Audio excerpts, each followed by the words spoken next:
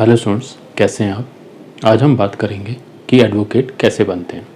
देखिए, हर किसी का सपना होता है कि मैं बड़ा आदमी बनूं, मैं डॉक्टर बनूं, इंजीनियर बनूं, एडवोकेट बनूं, लेकिन ये नहीं मालूम होता कि कैसे बनूं। देखिए, आज मैं आपको इसकी कंप्लीट इन्फॉर्मेशन देता हूं राइट फ्रॉम द बिगनिंग कि कैसे एडवोकेट बना जाता है। आइए शुरू करते हैं। देखिए, सबसे पहले हमने लॉ कोर्स को चूज़ करना है।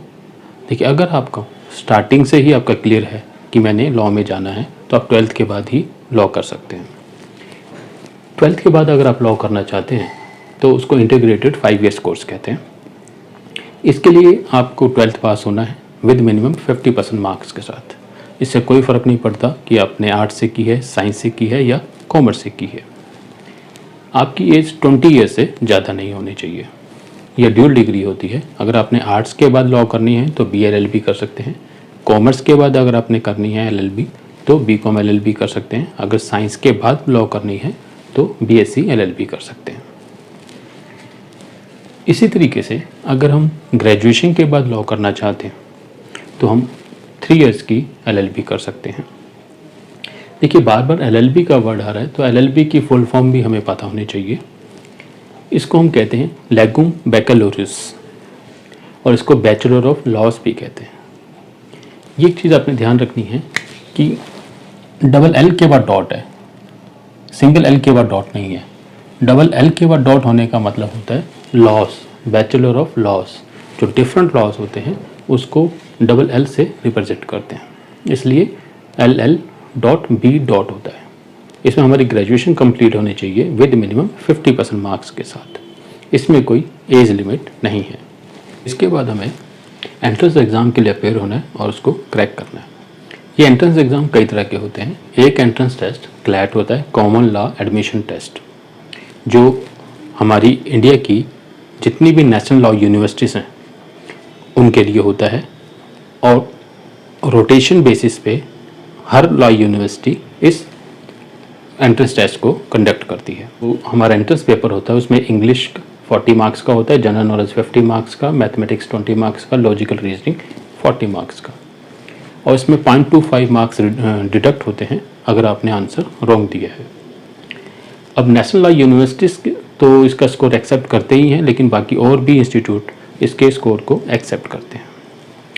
लेकिन जो दिल्ली का NLU है, नेशनल लॉ यूनिवर्सिटी, वो अलग से ही टेस्ट कंडक्ट करती है। इसको all India law entrance test कहते हैं। एक लॉ स्कूल एडमिशन टेस्ट होता है जो ज़्यादातर प्राइवेट कॉलेजेस और प्राइवेट यूनिवर्सिटीज़ द्वारा कंडक्ट किया जाता है। DU का भी LLB एंट्रेंस टेस्ट होता है जो कि 3 इयर्स LLB के लिए ही होता है। देखिए, किसी में भी एडमिशन लेने से पहले आपको ये कंफर्म करना होगा कि उनका एंट्रेंस टेस्ट कौन सा है। एंट्रेंस टेस्ट क्लियर करने के बाद हमने कॉलेज में एडमिशन लेना है और अपना कोर्स कंप्लीट करना है। लेकिन ये भी आपने ध्यान रखना है कि बहुत से ऐसे कॉलेजेस होते हैं जहाँ पर बिना एंट्रेंस टेस्ट के हमारा एडमिशन हो जाता है। तो हमें ये कंफर्म करना है कि वो कॉलेज या वो institute bar council of India द्वारा रिकॉग्नाइज्ड है या नहीं है। LLB का कोर्स कंप्लीट हो जाने के बाद हमें इंटर्नशिप करनी है। ये इंटर्नशिप जो हमने कॉलेज में क्लास में जो पढ़ा होता है उसको प्रैक्टिकली कैसे अप्लाई करना है वहाँ हम सीखते हैं। हमें प्रैक्टिकल नॉलेज मिलती है और आगे जॉब में जाके हमें एज मिलता है इसका। इसके बाद हमें स्टेट बार काउंसिल में इनरोल करना चाहिए, जो कि स्टेट बार काउंसिल 6 मंथ्स का हमें प्रोविजनल लाइसेंस देती है। और इसके साथ हमें ऑल इंडिया बार एग्ज़ाम के लिए भी अप्लाई करना चाहिए।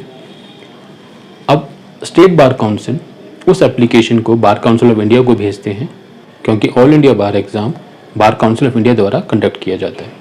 अब हमें ऑल इंडिया बार एग्ज़ाम में अपेयर होना होता है और उसको क्लियर करना होता है, जो कि 1 साल में 2 बार कंडक्ट किया जाता है। ऑल इंडिया बार एग्ज़ाम क्लियर करने के बाद हमें एक सर्टिफिकेट मिल जाता है प्रैक्टिस के लिए। जो हमें 6 मंथ्स का लाइसेंस मिलता है वो हमारा फाइनल लाइसेंस में कन्वर्ट हो जाता है, यानी कि अब हम कोर्ट में प्रैक्टिस कर सकते हैं। अब प्रैक्टिस हम अपनी पर्सनल प्रैक्टिस भी कर सकते हैं, किसी सीनियर एडवोकेट के साथ प्रैक्टिस कर सकते हैं, या किसी कंपनी में काम कर सकते हैं, या गवर्नमेंट जॉब कर सकते हैं। तो आई थिंक मैंने आपको एडवोकेट बनने के लिए कंप्लीट इन्फॉर्मेशन दे दी है। आपको इससे हेल्प मिलेगी। और अगर आपको वीडियो में कुछ भी अच्छा लगा हो, please like, share and subscribe कीजिए। Thank you so much.